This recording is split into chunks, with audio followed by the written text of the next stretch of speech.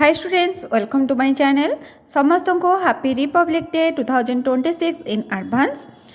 तो पिला माने आज आम साधारणतंत्र दिवस 2026 उपलक्षे एक सुंदर भाषण टे कहवा। तो पिला माने एथिरे तुम मानको फर्स्ट प्राइज निश्चित भाव में मिल जाव। तो तुम्हें माने समस्ते भल भाव में भाषण टी मन रखिदेव, निज फ्रेंड मानक सहित मध्य शेयर कर। जो मैंने चैनल नुआ अच्छ जल्दी चैनल को सब्सक्राइब करदेव। तो देख पिला माने मुझेपरी भाव में कहूँ तुम्हें मैंने सेपरी कहब आ समस्त किसी भी तुम्हें मैंने स्किप करना नहीं। फर्स्ट रु लास्ट पर्यंत समस्त जहाँ भी मुझे तुम मानक कहूँ से गुड़ाक सब भल भाव में मन रख। तो देख प्रथमे कहब एही माटी मोर माँ, एही माटी मोर स्वर्ग, भारतीय हेई एही माटी जन्मिबा आम पाई सबुठु बड़ गर्व। सम्माननीय सभापति महोदय, पूज्य गुरुजी गुरुमवृंद एवं एठारे उपस्थित थिबा मोर छोट बड़ भाई और भौणी माने, आपण समस्त को भारतर 77तम साधारणतंत्र दिवसर हार्दिक शुभेच्छा और अभिनंदन। आज 2026 मसीहा जनवरी 26 तारिख।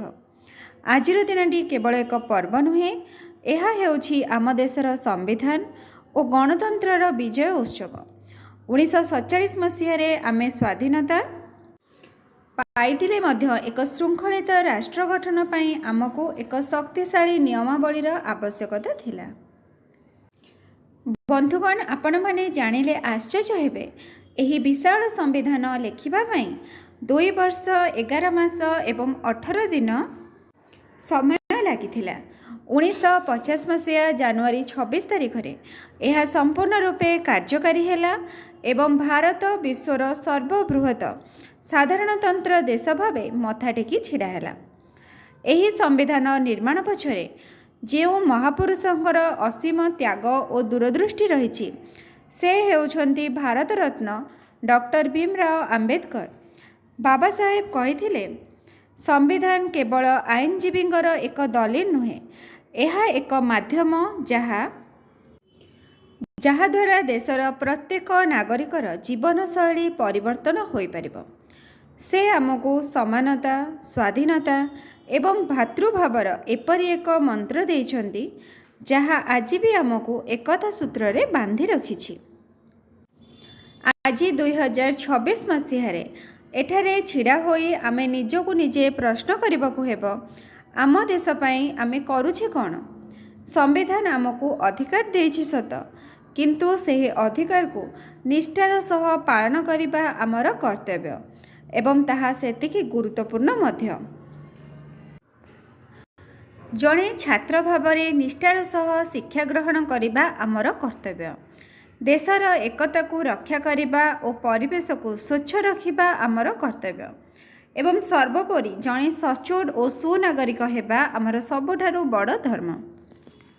मने रखंतु, देश केवल सीमार छिड़ा होइथिबा सैनिकों द्वारा चले नहीं, देश चले आम भली कोटि कोटि नागरिकों निष्ठा और साधुता द्वारा। आसंतु आज शपथ नेबा आमे एमिति किछि करिबा जहा द्वारा विश्व दरबार रे भारतर सम्मान और त्रिरंगार पताका सबुबले सर्वोच्चरे रहिबो। एति कही मु मोर वक्तव्य शेष करुछि। भूल थिले क्षमा करिवे।